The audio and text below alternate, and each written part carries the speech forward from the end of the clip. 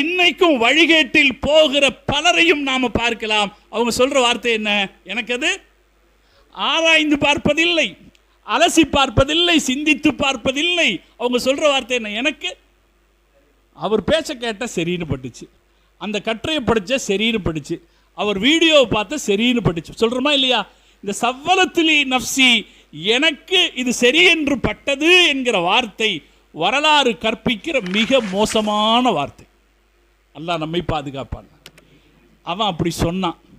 மூசா அலைஹிஸ்ஸலாம் அவங்களுக்கு அல்லாஹ் உத்தரவிட்டான், இது செய்யக்கூடாத தப்பு, வணங்கிட்டீங்களா எல்லாரும் நீங்க தற்கொலை பண்ணிக்கிங்கன்னு. அல்லாஹ் அவங்களுக்கு அல்லாஹ் என்ன தண்டனை கொடுத்தான்? எல்லாரும் வணங்கி இருந்தாங்க ஹாரூன் அலைஹிஸ்ஸலாத்தை தவிர. எல்லாத்துக்கும் உத்தரவிட்டான், எல்லாரும் தற்கொலை பண்ணிக்கிங்க. அந்த உத்தரவை மீற முடியாது அவங்களால, ஏன்னா அல்லாஹ் சொல்லிட்ட உத்தரவு. அதனாலே அவர்கள் ஒருவரை ஒருவர் கொலை செய்து கொண்டார்கள், கொலை செய்து கொண்டார்கள். பல்லாயிரக்கணக்கானோர் ஒரு நாளில் படுகொலை செய்யப்பட்ட போது மூசா அலைஹிஸ்ஸலாம் அல்லாஹ் இடத்துல கையேந்தினார், யா அல்லாஹ் என் சமூகத்தை இப்படி மொத்தமா அழிச்சிட்டா அதுக்கப்புறம் இந்த தௌராத்தை சொல்றதுக்கு யார் இருப்பா, கொஞ்சம் மிச்சம் வைன்னு சொல்லி கேட்டபோது அல்லாஹ் மன்னிச்சு சரி போது நிறுத்திக்கிங்கன்னு சொன்னான். அதனால் யூதர்கள் தப்பித்தார்கள். தப்பித்த பிறகு இவங்களெல்லாம் கொல்லப்பட்டுட்டாங்க. யாரு சாமிரியின் பேச்சை கேட்டு வழிகிட்டாங்களோ அவங்க எல்லாம் கொல்லப்பட்டுட்டாங்க. சாமிரி என்னாச்சு? அவன் தானே இத்தனைக்கு காரணம். அவன் அல்லாஹ் என்ன பண்ணான்? குர்ஆன் எந்த செய்தியும் அதனுடைய வெளிப்படையான பார்வையில், அதனுடைய ரகசிய அர்த்தத்தில், அது கற்றுத்தருகிற உருவக கருத்துக்களில் ஆழ்ந்து சமூகம் சிந்திக்க வேண்டும். மூசா அலைஹிஸ்ஸலாம் சாமிரியை கூப்பிட்டு ஏன்பா இப்படி செஞ்சேன்னு கேட்டாங்க. மற்றவங்களெல்லாம் என்ன தண்டனை? மரண தண்டனை. பல்லாயிரக்கணக்கானோர் கொலை செய்யப்பட்டுட்டாங்க. மீதி இருக்கிறவங்க மூசா அலைஹிஸ்ஸலாத்துடைய துஆவால தப்பிச்சாங்க. இவனை கூப்பிட்டாங்க, ஏன்பா இப்படி செஞ்ச அப்படின்னு கேட்டாங்க. அவன் எனக்கு சரின்னு பட்டது செஞ்சேன்னு சொன்னான். அவனுக்கு என்ன தண்டனை கொடுக்கணும்? இவனுக்கு என்ன தண்டனை கொடுக்கணும்? சொல்லுங்க, என்ன தண்டனை கொடுக்கணும்?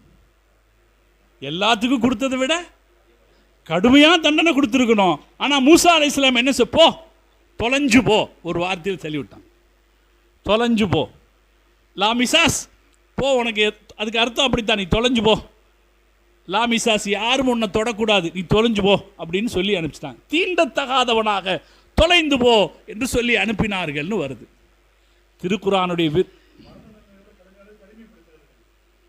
திருக்குரானுடைய விரிவுரையாளர்கள். இதிலிருந்து ஒரு செய்தி சொல்வார்கள், குழப்பம் ஏற்படுத்தப்படுபவன் விட்டு வைக்கப்படுவான். குழப்பத்திற்கு ஆளாபவர்கள் கொலை செய்யப்படலாம் தண்டனையாக, ஆனால் குழப்பம் ஏற்படுத்துபவன் விட்டு வைக்கப்படுவான். அல்லாஹ் விட்டு வைக்கிறான். காரணம், ஹிதாயத்தை பாதுகாத்துக் கொள்பவர்களுக்கு பரிசளிப்பதற்கா.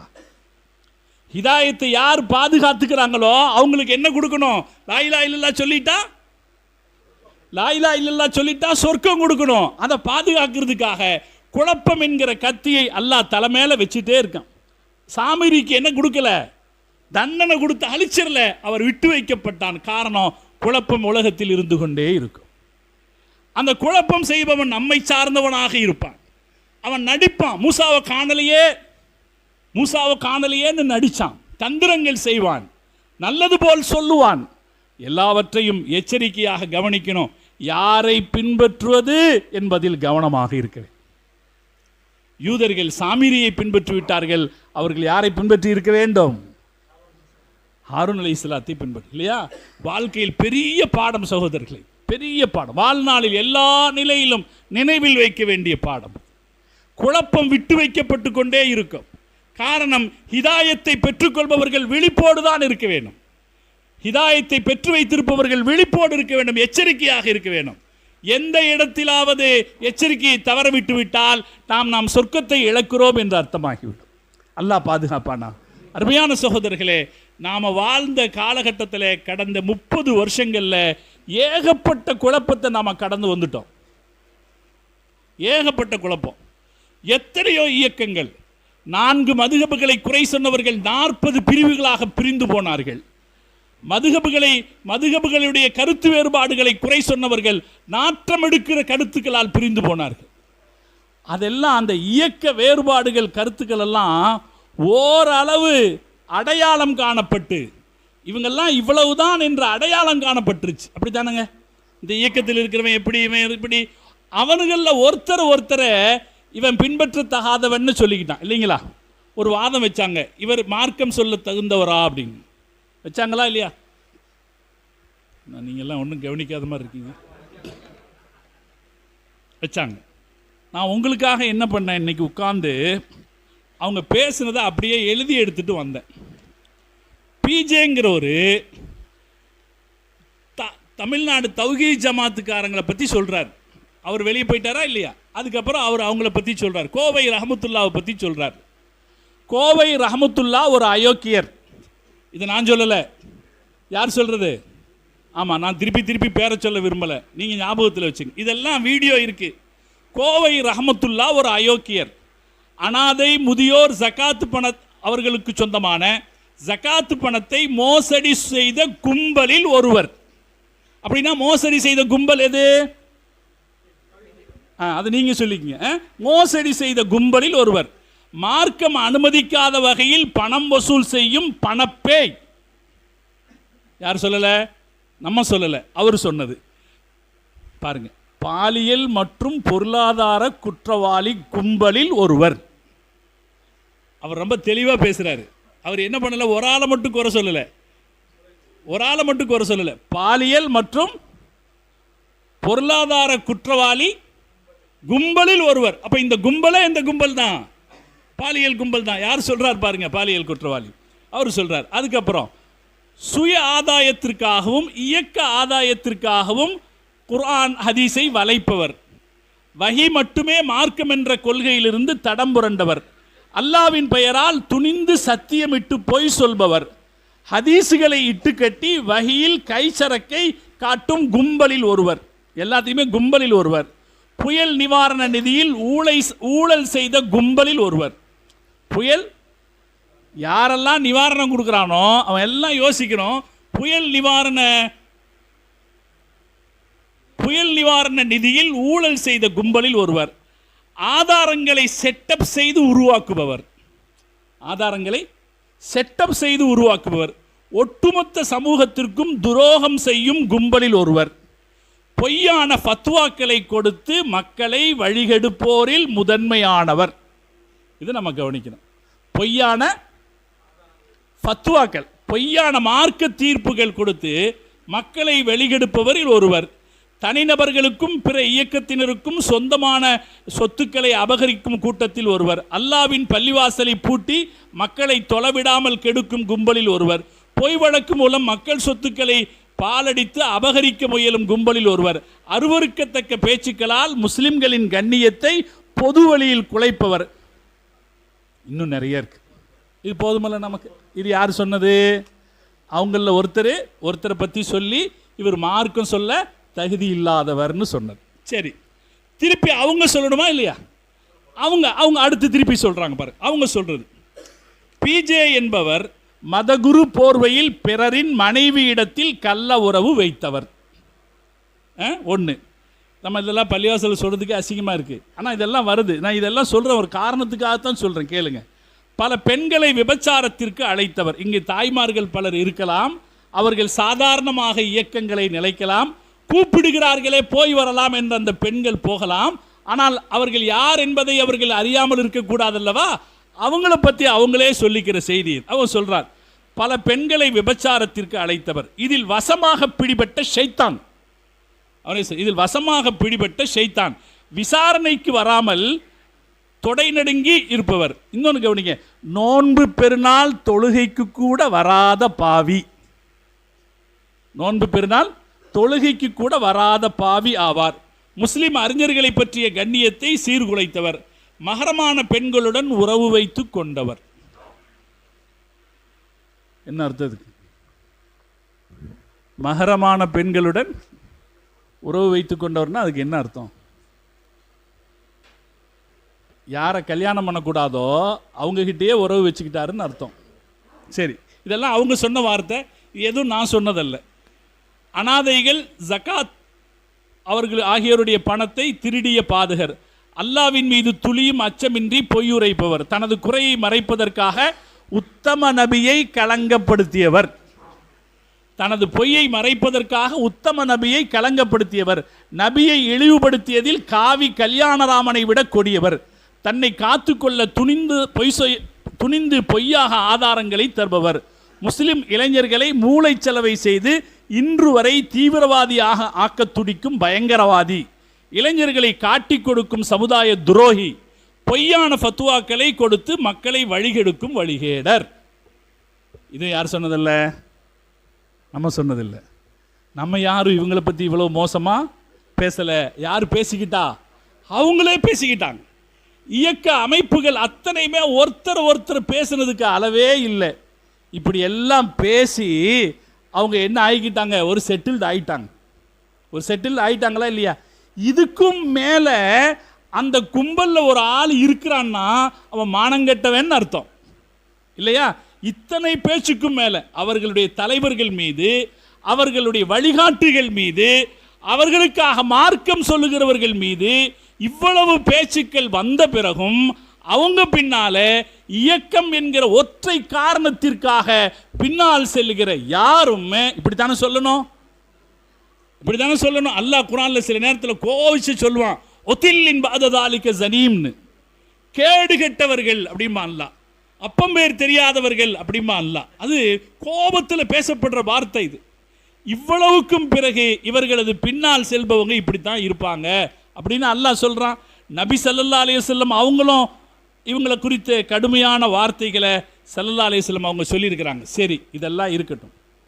இந்த இயக்கங்கள் எல்லாம் ஒரு மாதிரி செட்டில்டு ஆயிட்ட நிலையில் நாமெல்லாம் சுன்னத் ஜமாத்துக்காரங்கெல்லாம் இந்த ஃபசாது கொஞ்சமாவது ஒளிஞ்சுதப்பா, அப்படித்தானங்க?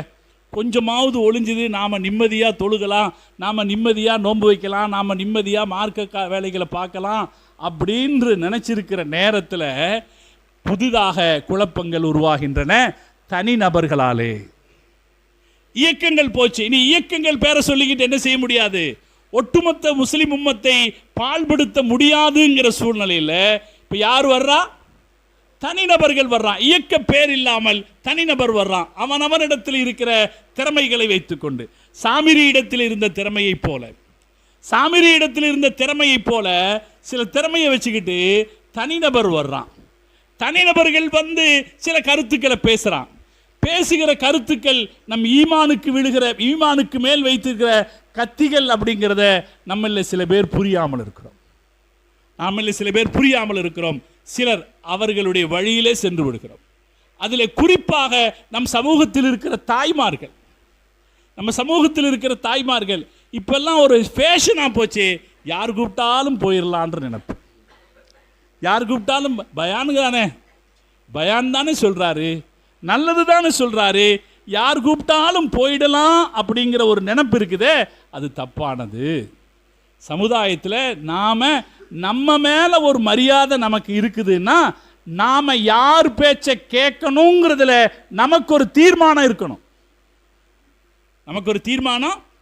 ரசூலுல்லாஹ் காலத்தில் சஹாபாக்களுக்கு ரசூலுல்லாஹ் பேச்சை கேட்கணுங்கிறதுல ஒரு தீர்மானம் இருந்துச்சு.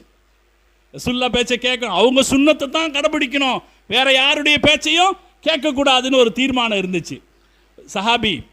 ஒரு சஹாபி மக்கா, உஸ்மான் ரலியல்லாஹு தஆலா மக்காவுக்குள்ள போறாங்க. ஒரு பேச்சுவார்த்தைக்காக போறாங்க. ரசூலுல்லாஹ் அனுப்பி வச்சாங்க, ஒரு பேச்சுவார்த்தைக்காக போறாங்க. போகும்போது உஸ்மான் ரலியல்லாஹு தஆலாவுடைய ட்ரெஸ்ஸு கொஞ்சம் கணுக்காலுக்கு மேலே ஏறி நிற்குது. மக்காக்காரங்களுடைய பழக்கம் என்னன்னா, அவங்களுடைய அந்தஸ்துக்கு ஏற்ப ட்ரெஸ்ஸை கீழே உறைய விடணும், கீழே தொங்க விடணும். ரொம்ப பெரிய அந்தஸ்தானவன் ரொம்ப தூரம் தொங்க விடுவான், ஓரளவுக்கு அந்தஸ்தானவன் ஓரளவு தொங்க விடுவான். அப்படி தொங்க விடணும். உஸ்மான் ரலியல்லாஹு தஆலா பெரிய குடும்பத்தை சார்ந்தவர். அவர் தலைவர்களை பார்க்க போறாரு. போகிற நேரத்தில் அவருடைய ட்ரெஸ்ஸுக்கு கொஞ்சம் மேலே ஏறி இருக்கு. இப்போ இந்த கூட்டிகிட்டு போகிற நபர் சொன்னார், இந்த ட்ரெஸ்ஸை கொஞ்சம் கீழே இறக்குங்க,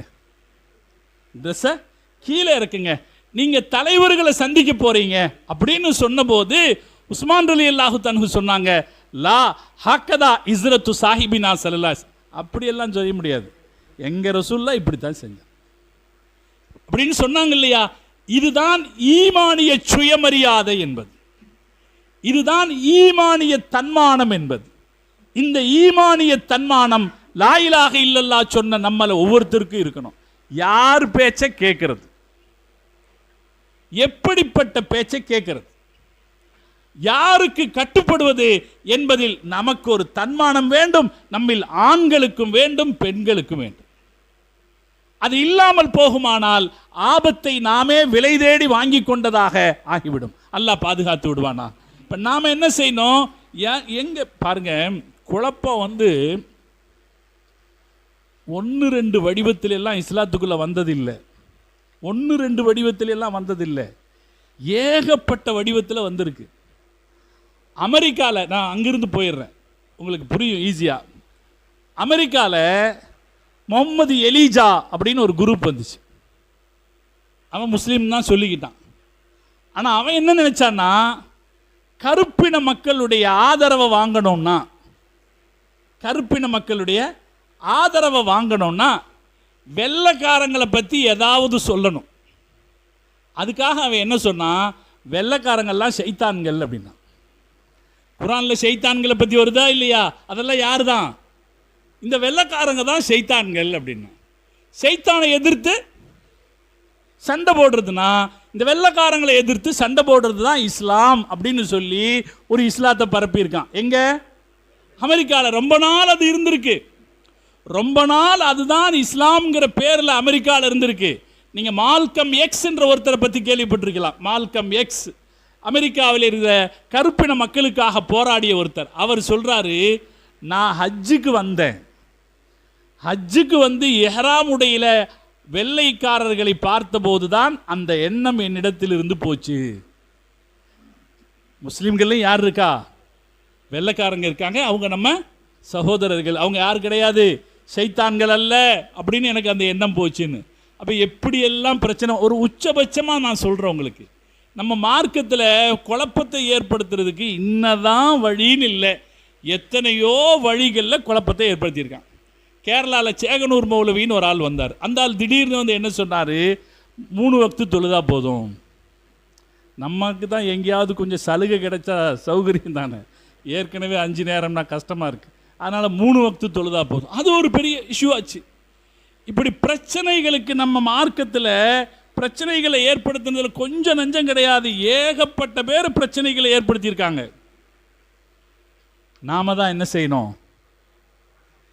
செய்யணும், தெளிவாக இருக்கணும். நாம் என்ன செய்யணும், மார்க்கத்தை கடைபிடிக்கிறதுக்கு எனக்கு இருக்கிற நேரம், நான் நிறைய விஷயங்களை சொல்ல வேண்டியிருக்கு, அதனால் வேகமாக சொல்கிறேன். மார்க்கத்தை யாரையாவது ஒருத்தரை பின்பற்றித்தான் நாம் செயல்பட முடியும், அப்படித்தானே? மார்க்கத்தை யாராவது ஒருத்தரை வச்சு தான் நம்ம பின்பற்றி தான் செயல்பட முடியும். யாரை பின்பற்றுறது அப்படிங்கிறதுல ஒரு தெளிவு நமக்கு வேணும்.